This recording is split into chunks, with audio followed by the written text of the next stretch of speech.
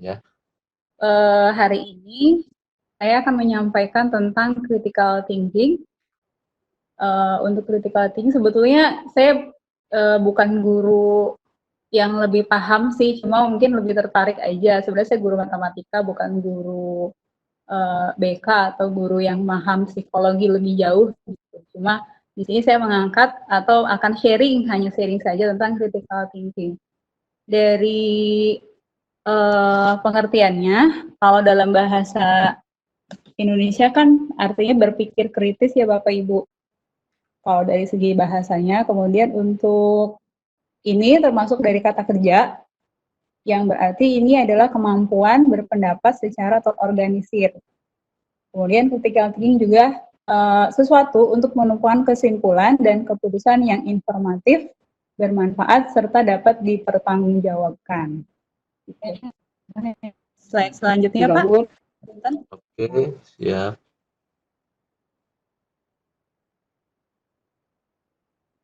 Tunggu. Ya. Di antara yang memerlukan critical thinking atau berpikir kritis adalah di antara profesi.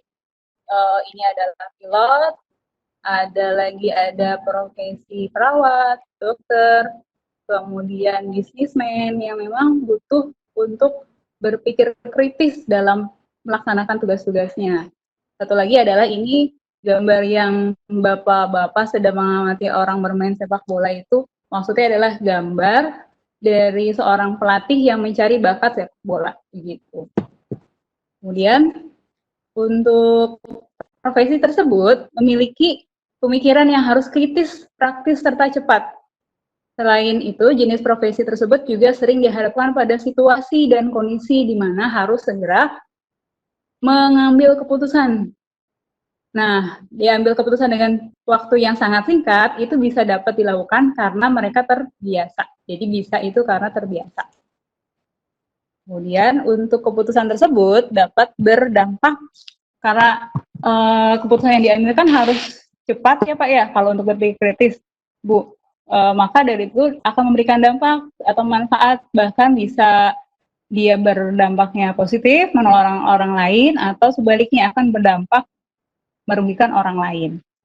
Jadi ada dua dampak yang diberikan kalau dari pengambilan keputusan untuk berpikir kritis. Slide selanjutnya Pak.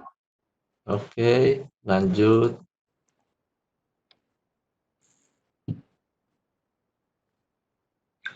Ya, berikutnya adalah masih profesi kita yang kita bahas. Profesi yang menuntut berpikir kritis, lain profesi tadi yang resmi, yang tadi pilot, dokter, kemudian perawat. Ternyata itu juga berpikir kritis terjadi juga dalam suatu keluarga. Misalkan ini contohnya yang di bawah. Yang di bawah itu adalah gambar dari seorang ibu yang merawat dari seorang anak yang sakit. Keputusan untuk merawat ke bawa ke rumah sakit atau diberikan treatment seperti apa itu harus diambil secara cepat. Jadi nggak hanya profesi yang formal yang memerlukan berpikir kritis. Berpikir kritis juga dapat dilakukan untuk dalam masalah sehari-hari dalam keluarga. Berikutnya adalah yang di sampingnya, yaitu ada gambar seorang suami yang harus mengambil keputusan cepat dan tepat ketika istrinya itu akan melahirkan. Jadi memang harus dibutuhkan keputusan yang sangat cepat melalui berpikir kritis. Berikutnya, dari berpikir kritis, ini akan lebih baik bagi kita untuk membiasakan berpikir kritis mulai dari sekarang. Setidaknya hal ini akan bermanfaat dan membantu dalam berlatih dan membiasakan diri membuat keputusan secara tepat, cepat, dan bermanfaat. Jadi berpikir kritis untuk profesi yang kayak tadi seperti pilot itu kan memang terlihatnya resmi, betul ya, tapi ternyata nggak cuma dalam kehidupan atau profesi yang formal, dalam kehidupan sehari-hari kita juga menggunakan atau memanfaatkan pikiran yang kritis gitu. Slide selanjutnya Pak Lukman.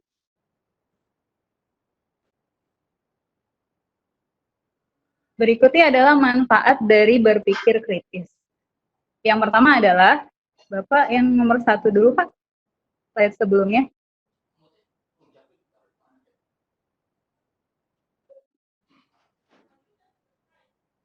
Ibu Fikri, sudah ada Yang pertama, tampilannya? Di ya. saya sudah dialihkan ke slide yang nomor 1, manfaat berpikir kritis Oh poin ya, 1. sekarang sudah Pak. Oh, sudah Terima siap. kasih. Oke. Ya, saya lanjutkan Bapak Ibu. Untuk manfaat dari berpikir kritis, yang pertama adalah memiliki banyak alternatif jawaban dan ide-ide kreatif. Jadi yang pertama, dia itu bisa berpikir jernih, yang ditandai dengan ada suatu embun di atas dari dedaunan.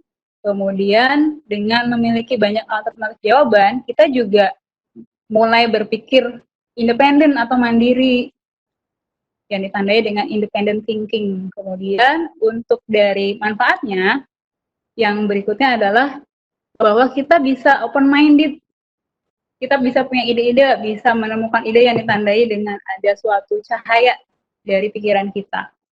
Selain itu, alternatif jawaban ide kreatif kita juga bisa untuk berpikir out of the box. Jadi kita itu memiliki pemikiran yang di luar dari kebanyakan orang umumnya.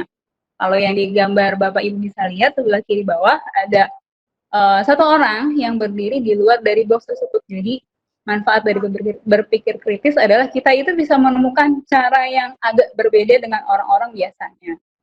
Dan satu lagi, memiliki banyak alternatif jawaban dan ide kreatif, ya kita bisa melatih kreativitas kita. Gitu. Slide berikutnya Pak.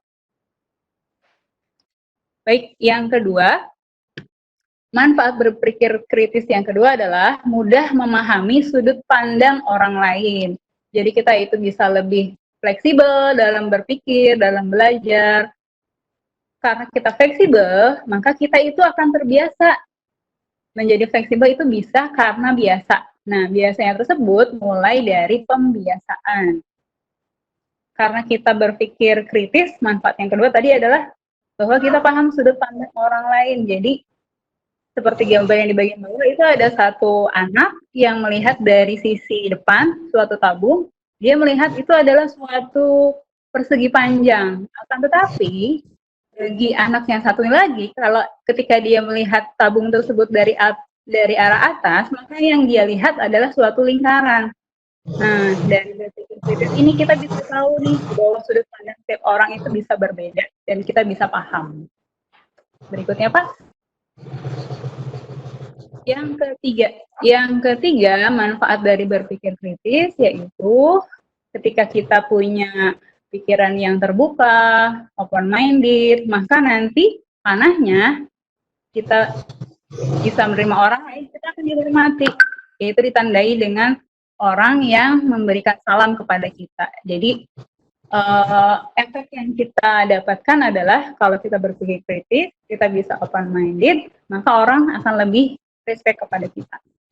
Kemudian yang kedua adalah ada suatu gambar yang dimana di situ lingkungan kerja pada rekan kita kan, manfaat yang ketiga adalah menjadi rekan kerja yang baik. Dengan rekan kerja yang baik, lingkungan kerja yang baik, maka bisa didapatkan suatu sukses. Jadi mendapatkan hasil kerja yang produktif. Penjelasannya seperti itu. Yang manfaat ketiga. Berikutnya Pak Lukman, manfaat yang keempat. Manfaat yang keempat tentang berpikir kritis adalah lebih mandiri. Jadi kita dapat mengambil keputusan sendiri karena kita bisa melaksanakannya sendiri dengan berpikir kritis, sehingga kita bisa memutuskan arah yang kita pilih yang mana. Yang terbaik tentu yang kita ambil keputusannya. Manfaat berikutnya Pak.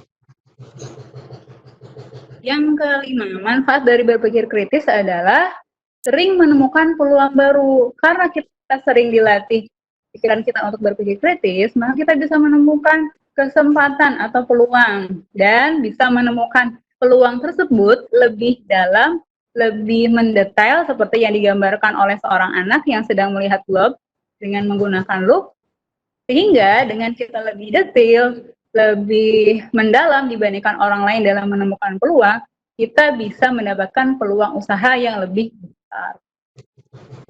Berikutnya Pak Lukman. Manfaat berpikir kritis berikutnya, yang keenam adalah meminimalkan salah persepsi. Kadang-kala pandangan setiap orang sudut pandangnya berbeda-beda. Kan tetapi kita itu dengan berpikir kritis bisa memilah mana yang fact, mana yang fak. Jadi mana yang dia berita yang tidak benar, fake, atau fakta yang merupakan suatu kebenaran, suatu realita. Dengan kita berpikir kritis, jadi kita bisa mengurangi, meminimalkan persepsi yang salah tersebut, sehingga kita dengan memberikan lebih hati-hati dalam memberikan pendapat atau keyakinan, apakah ini benar, ataukah ini salah, tentunya juga kita bisa menolong orang lain, diri sendiri, jadi kita tidak salah persepsi, dan membantu orang lain supaya persepsi mereka juga tidak salah. Lukman, berikutnya. Yang ketujuh, Bapak Ibu, manfaat berpikir kritis adalah tidak mudah tertipu. Maksud di sini adalah tidak mudah tertipu. Jadi kita kadang-kala mungkin mendengar berita ya, beritanya itu kira-kira masuk akal tidak ya? Rasional kah atau irasional? Nah, dari kita berpikir kritis seperti itu, maka kita bisa mengambil keputusan. Keputusan apakah yang baik, apa yang salah. Yang sekiranya tentu harus masuk akal. Dan kita harus bisa mengambil keputusan yang benar. Slide berikutnya, Pak. Berikutnya adalah saya berbagi tentang proses berpikir kritis secara individu. Ada beberapa proses. Yang pertama adalah satu, mengenali masalah. Jadi kita harus bisa mengenali dulu nih, identifikasi masalah ini, masalahnya tentang apa ya, berhubungan dengan siapa ya, penyebabnya apa ya. Kemudian kita beralih ke gambar sebelah kanan. Oh, kita harus cari nih bagaimana solusi atau penyelesaiannya supaya kita tidak terjebak dengan silang itu berarti kan salah ya, supaya kita tidak terjebak dengan pendapat atau informasi yang salah. Jadi kita harus mengenali masalahnya terlebih dahulu. Berikutnya, Pak. Ya. Yang kedua adalah setelah kita tadi mengenali masalah, berikutnya adalah kita menentukan prioritas. Kita harus menentukan mana sih yang lebih penting atau yang mana sih yang lebih diutamakan supaya kita nantinya itu bisa meraih target yang kita inginkan. Jadi sesuai target, maka harus menetapkan prioritasnya terlebih dahulu. Selanjutnya, Pak. Yang ketiga, proses berpikirnya setelah tadi mengenali masalah, kemudian tadi prioritas. Yang ketiga adalah mengumpulkan informasi. Jadi kita harus terbiasa untuk mencari informasi yang sebanyak-banyaknya, cari pengetahuan yang seluas-luasnya, supaya tidak ada kata kita, oh saya ternyata tertipu, atau misalkan oh ternyata itu beritanya tidak benar gitu. Jadi kita harus bisa mencari sumber sebanyak-banyaknya supaya terhindar dari hal-hal yang salah. Berikutnya, Pak. Proses berikutnya yang keempat adalah dari berpikir kritis, kita harus bisa mengenali persepsi yang muncul. Ada suatu berita misalkan, beritanya itu ada suatu hal menurut si A seperti ini, menurut B seperti ini. Nah, kita harus bisa mengenali dulu nih persepsi yang munculnya itu pemahaman A apakah benar, pemahaman si B apakah salah, sehingga nanti kita tidak terjebak dengan berita yang bohong. Jadi kita hanya mempercayai mana berita yang tepat. Selanjutnya, Pak. Proses berpikir kritis secara individu selanjutnya adalah menganalisis data. Jadi kita harus bisa setelah mengumpulkan dan menganalisa, oh kira-kira ini sepertinya tepat nih, sesuai dengan fakta, oh sepertinya ini tidak sesuai dengan kenyataan atau tidak valid. Dan tentunya dari menganalisis data juga harus diverifikasi dan ditandai dengan pengecekan lebih detail menggunakan lensa atau lupa. Berikutnya, Pak Lukman. Yang keenam, proses berpikir kritis secara individu.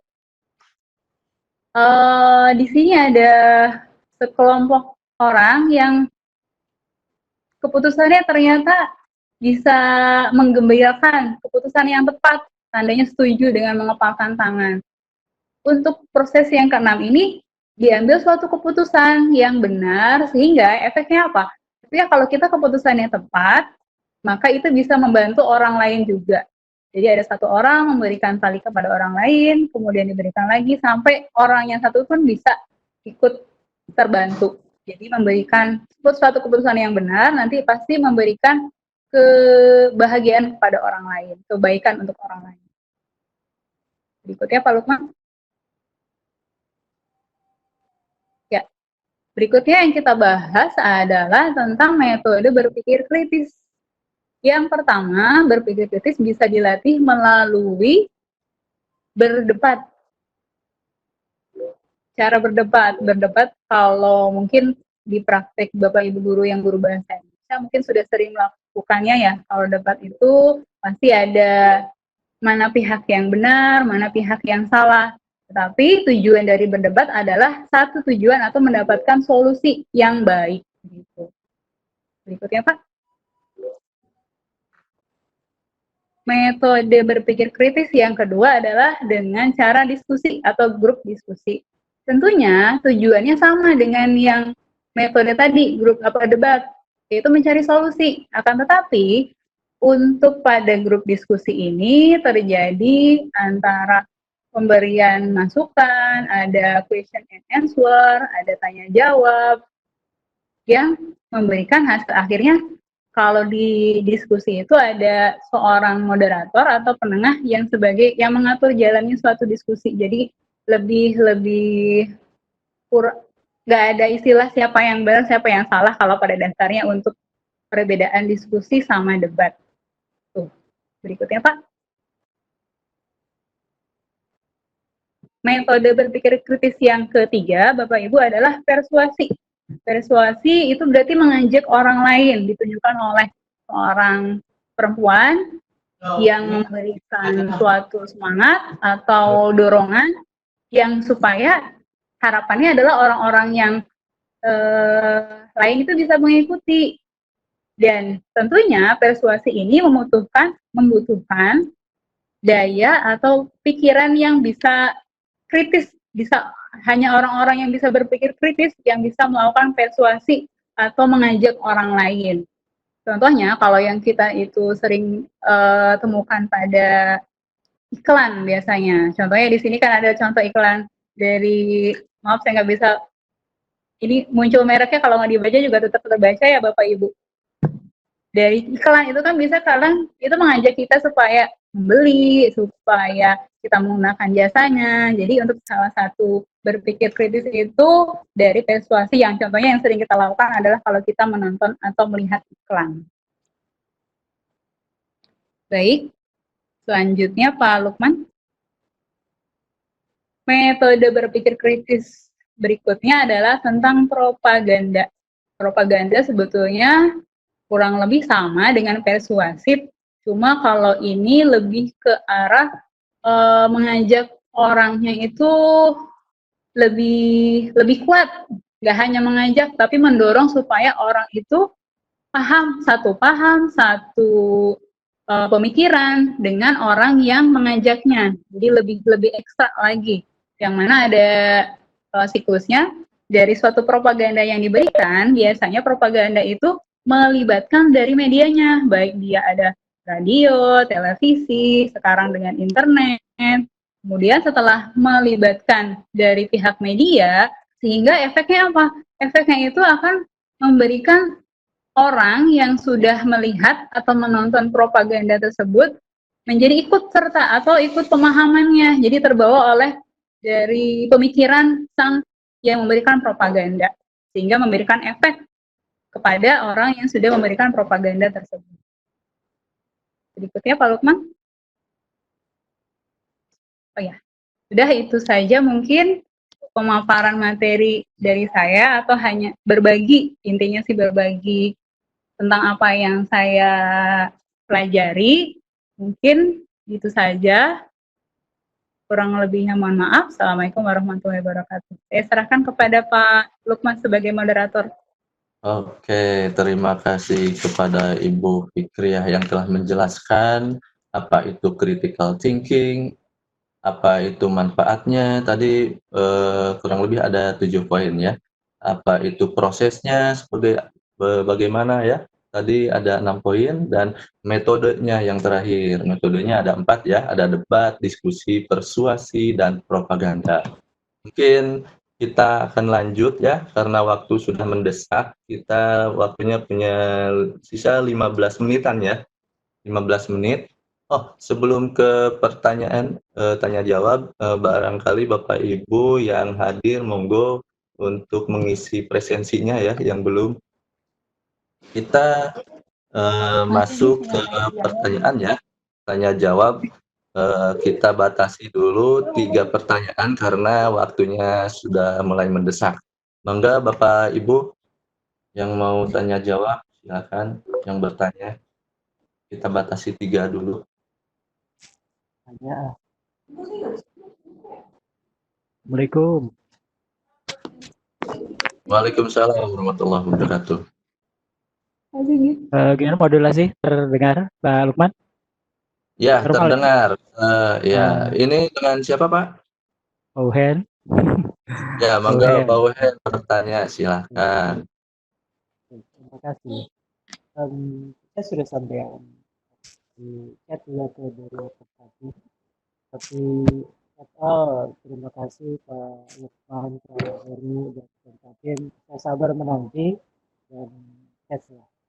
Pertanyaannya satu saja, kapan harus kritis manakala kita dihadapan pada kondisi suatu saat mungkin kritis bermanfaat bagi kita, tapi dilematis yang boleh jadi ketika idealis dengan risiko cut out cepat.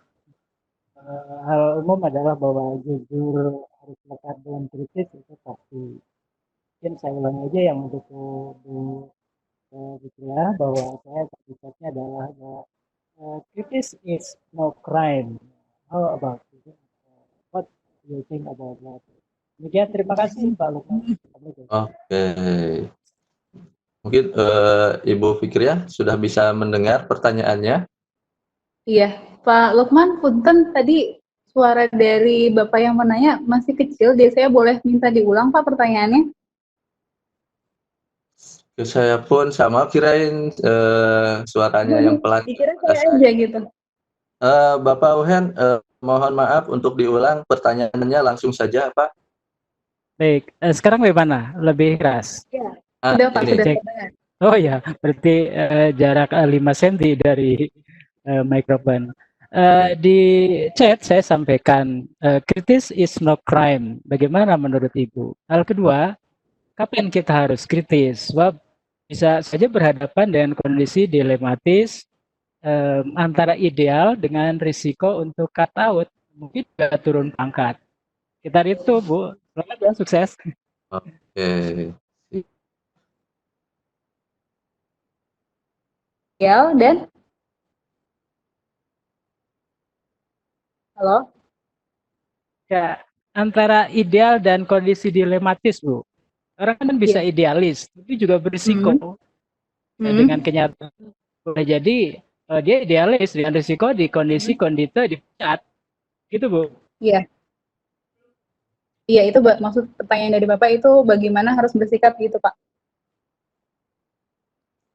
Betul, betul. Iya. Betul. Ya, berarti ada 3 pertanyaan ya Pak ya. Satu tentang tanggapan tentang kritis is not crime. Kemudian yang kedua, kapan kita harus bersikap kritis, berpikir kritis. Kemudian yang ketiga itu bagaimana menanggapi pada situasi harus idealkah atau kondisi yang dilematis, begitu Pak? Cakep. Halo? Oke. Mangga langsung saja dijawab Ibu Fikriah. Ya, Pak Uhen, betul? Betul Bu. Ya, Pak Uhen bisa mendengar saya? Bisa. Normal. Halo? Betul, normal Bu. Bagaimana? Langsung saja Bu, langsung aja penjelasan. Saya mendengar Ibu dengan Pak Lukman. Ya, suara saya. Ya, suara Ibu normal jelas. Ya, ya udah. Terima kasih Pak Uhen. Pak Lukman, langsung saya jawab aja atau bagaimana Pak? Mangga. Jawab saja dulu. Iya, terima kasih untuk Pak Uhen atas pertanyaannya dan meminta tanggapannya. Mungkin langsung saya menanggapi yang pertama Pak ya, yang dari suatu istilah kritis is not crime. Mungkin kalau saya coba alihkan ke bahasa Indonesia dulu Pak, yang kritis itu berarti kan berpikir kritis, is not berarti bukan suatu kriminal gitu maksudnya Pak. Jadi mungkin kalau pendapat saya dari istilah kritis is not crime, berpikir kritis adalah berpikir yang menalar gitu, yang out of the box, yang itu nggak bisa secara langsung diperoleh, tentunya dengan bisa karena biasa dan lewat pembiasaan juga gitu. Jadi kalau misalkan ini, saya setuju dengan istilah kritis itu bukan suatu yang kriminal. Kalau kriminal yang sepaham saya itu kan kriminal adalah melanggar hukum, tidak taat aturan yang sudah ditetapkan oleh pemerintah atau yang berwenang. Jadi kalau pendapat saya, kritis is not crime, ya saya setuju gitu. Kritis adalah berpikir, mengkritisi, cari apa sih kelebihannya, apa sih kekurangannya yang harus ada perbaikan. Itu yang pertama. Kemudian yang kedua adalah kapan harus berpikir kritis gitu. Berpikir kritis tadi kalau yang saya sampaikan di slide adalah bagaimana mengambil keputusan di suatu jangka waktu yang singkat, itu harus diambil keputusan yang tepat dan cepat.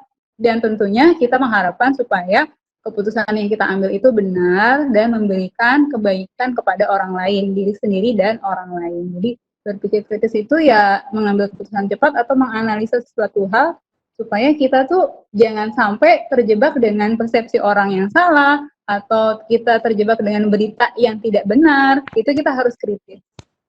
Untuk yang ketiga, yaitu bagaimana kalau kita menyikapi antara idealis, kita harus idealnya, tracknya itu seperti itu, dengan pada kondisi yang dilematis gitu.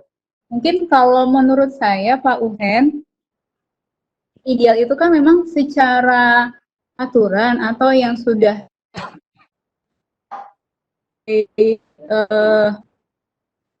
yang punya pimpinan gitu. Idealnya seperti ini aturan dari pemerintah gitu misalkan. Tapi kadang-kala di lapangan itu bisa jadi berbeda. Perbedaannya gimana? Ada satu hal yang bisa menyebabkan itu tidak terlaksana dengan baik. Ada bagian yang miss, ada bagian yang hilang gitu.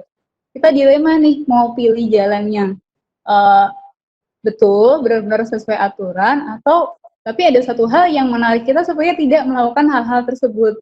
Kalau menurut pendapat saya, Bapak, tentunya kita juga berharap setiap orang pasti menginginkan hal yang ideal, yang sesuai aturan. Tetapi kalau misalkan ada hal yang bisa menyebabkan atau mengundang melenceng, kalau menurut saya sepanjang itu tidak melukai orang lain atau tidak merugikan orang lain dan tentunya juga tidak bertentangan dengan norma adat, norma agama dan sebagainya, itu mungkin ada sedikit melenceng sedikit, mungkin kita bisa fleksibel gitu. Itu mungkin Pak Uhen, mudah-mudahan bisa. Ya, terima kasih Bu ya. Terima kasih sudah mengisi acara saya. Baik, terima kasih Bu Lukman. Silakan lanjut ke yang lain. Saya terus menyita waktu. Saya sangat puas. Alhamdulillah, sangat puas ya.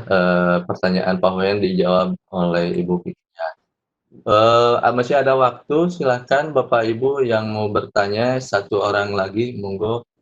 Sisa 8 menit ya, Bapak Ibu. Pak Lukman. Siap. Saya mau bertanya tadi di chat. Tidak dibaca di chat ya, ada di chat saya pertanyaan saya. Roni, oke. Saya bacakan ya Pak. Ya, silakan Pak. Bu Fikria, mohon ditanggapi ya. Saya bacakan dulu pertanyaannya dari Bapak Roni. Bagaimana mengatasi agar tetap bisa berpikir kritis apabila kondisi kita dalam tekanan yang kuat? Bu Fikria? Iya. Itu Pak, ada lagi? Satu dulu, soalnya waktunya mepet Bu. Saya ulangi pertanyaan dari Pak Roni, bagaimana mengatasi agar tetap bisa berpikir kritis apabila kondisi kita dalam tekanan yang kuat? Monggo Ibu Fikria untuk dijawab. Iya, baik, terima kasih Pak Lukman. Saya langsung jawab saja. Untuk pertanyaan Pak Roni, terima kasih sebelumnya atas pertanyaannya. Pertanyaannya adalah bagaimana sikap kita atau yang kita lakukan agar tetap berpikir kritis. Berarti ini berkenaan dengan konsistensi kita terhadap berpikir kritis gitu. Mungkin ya sepanjang aktivitas kita, rutinitas pekerjaan kita, mungkin ada kalanya mencapai titik jenuh kah, atau misalkan terlalu banyak tuntutan. Untuk pendapat saya, mungkin kalau mengasah kita supaya tetap berpikir kritis, mungkin kita bisa ngambil jeda istirahat terlebih dahulu.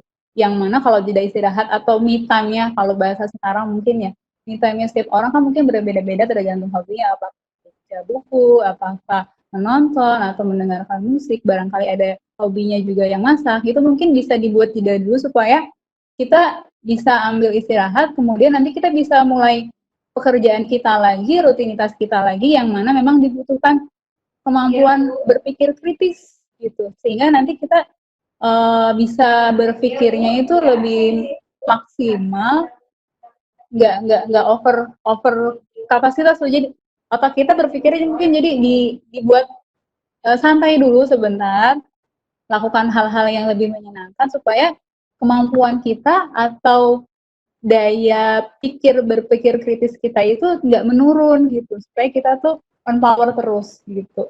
Jadi stabil lah gitu, ambil jeda dulu baru nanti supaya powernya itu lebih sama atau bahkan lebih gitu. Itu mungkin Pak Lukman jawabannya. Untuk jawaban Pak Roni mudah-mudahan terjawab. Pak Roni, puas ya? Mudah-mudahan Pak Roni jawabannya bisa diterima ya. Oke. Masih ada waktu ya Bu Fikri ya. Ada pertanyaan dari chat ini saya bacakan. Yang paling dulu dari Ibu Ira Puspitawati. Pertanyaannya, apakah berpikir kritis ada kaitannya dengan budaya? Misalnya, dengan budaya gratis itu tidak masalah atau menguntungkan, sehingga saat diberi sesuatu secara gratis, maka anak-anak kita mudahnya menerima. Saya pikir ini salah satu celah narkoba diperkenalkan kepada anak-anak kita yang tidak berpikir kritis saat diberi sesuatu gratis karena budaya permisif kita terhadap sesuatu yang gratis. Panjang ya, lumayan pertanyaannya. Mungkin Ibu Fikri ya bisa menanggapinya, bisa menerimanya? Oke, siap. Mangga langsung Fikri ya. Baik, terima kasih Pak Lukman. Terima kasih untuk Bu Ira atas pertanyaannya. Coba saya ulang dulu. Untuk pertanyaannya adalah, apakah berpikir kritis itu berhubungan dengan budaya dari suatu masyarakat yang misalkan dicontohkan dengan beredarnya narkoba dengan anak itu diberikan makanan atau minuman gratis yang mana itu ternyata mengandung narkoba, karena itu gratis jadi mereka telan-telan aja secara bulat gitu tanpa mengkritisi kandungannya apa sih yang di dalamnya. Seperti itu ya Pak Lukman? Kurang lebih seperti itu ya. Iya, baik. Kalau menurut saya, Bu Ira, untuk pertanyaan Ibu, bahwa apakah berpikir kritis itu berhubungan dengan budaya dari suatu masyarakat, karena tadi saya menyampaikan di slide itu, berpikir kritis bisa dilatih dengan bisa berpikir kritis karena biasa, yang mana biasa juga bisa dilakukan karena ada pembiasaan. Jadi sudah menjadi suatu habit atau kebiasaan dia gitu, yang memang sehari-hari itu diminta untuk menyari, ini benarkah? Apa ini salah? Kamu ngambil yang mana? Yang benar apa yang salah gitu. Dilihat dulu masalahnya, identifikasi dulu, kemudian ambil datanya, kemudian setelah ambil data, oh dicocokkan, ini benar apa salah dengan data yang valid gitu tuh. Jadi kalau menurut saya, untuk berpikir kritis sebetulnya tidak berkaitan dengan budaya menurut saya Bu Ira. Karena itu memang bisa atau dibiasakan pun bisa dicapai berpikir kritis itu karena lewat pembiasaan sehari-harinya sudah dilaksanakan atau sudah dibiasakan gitu. Itu untuk yang pertama. Untuk kasus yang penyebaran narkoba ya mungkin berarti perlu ekstra usaha dari orang tua, dari sekolah, dari masyarakat juga untuk mensosialisasi bahwa kita tuh harus tahu dulu nih dari hal yang kita peroleh secara gratis Karena ini kan berhubungannya tadi konteksnya gratis, jadi biaya permisif yang hanya menelan saja diterima saja gitu tanpa ada critical thinking dari anak tersebut gitu. Kalau menurut saya sih tidak ya, mungkin karena lebih kurang pemahaman aja, kurang diberikan pengertian bahwa kalau misalkan dapat sesuatu, tolong dilihat dulu gitu tuh. Apalagi kalau yang tidak dikenal gitu. Karena kalau misalkan, maksud dengan istilah tadi gratis ya, apalagi sekarang kan kita banyak aplikasi pembayaran non tunai itu kan banyak voucher gratis. Bukan berarti kita juga merupakan suatu bagian dari orang-orang yang permisif juga gitu. Tapi memang kalau sekarang kan seperti itu, bukan berarti permisif juga. Itu promosinya ya tadi, persuasifnya dari suatu penyedia aplikasi untuk menarik orang itu supaya menggunakan aplikasi tersebut. Jadi menurut saya sih kalau untuk kasus anak tadi yang hanya terima gitu tuh, itu mungkin bukan kaitannya dari apa ya, dari anak itu permisif ya, bukan, tapi kurangnya pemahaman dia dari orang tua supaya dia itu harus bisa memilah gitu. Gitu mungkin Pak untuk jawaban Bu Ira. Mudah-mudahan bisa dipahami ya Bu Ira. Oke, itu jawaban terakhir yang pertanyaan dari Ibu Ira. Mudah-mudahan Ibu Ira bisa menerimanya, bisa puas dengan jawaban yang diberikan oleh Ibu Fikriah. Ya, Bapak Ibu, karena waktunya sudah mendesak, sudah menunjukkan 15.30 di saat ini di saya ya. Untuk pertanyaannya, maaf, untuk tanya jawabnya dicukupkan sekian dulu ya. Terima kasih kepada Bapak Ibu yang telah mengikuti Pikon saat ini, dan diingatkan kembali kepada Bapak Ibu yang belum absen, monggo dipersilahkan untuk absen dulu. Dan selanjutnya saya persilahkan lagi kepada Bapak Heru sebagai host. Monggo Pak Heru. Terima kasih Pak. Mungkin begitulah pemaparan kita hari ini. Mohon maaf apabila ada beberapa kurangan untuk Bapak Ibu. Saya ucapkan terima kasih sekali untuk Bapak Ibu yang sudah bergabung bersama kami di kelas ini. Mudah-mudahan apa yang saya dapat hari ini bisa bermanfaat untuk kita semua ya. Bapak Ibu silakan saya akan membuka kelas ini sampai 5 menit ke depan untuk Bapak Ibu yang belum presensi. Untuk yang belum presensi, silakan linknya ada di chat, saya bagikan kembali. Dan jangan lupa untuk presenter dan moderator juga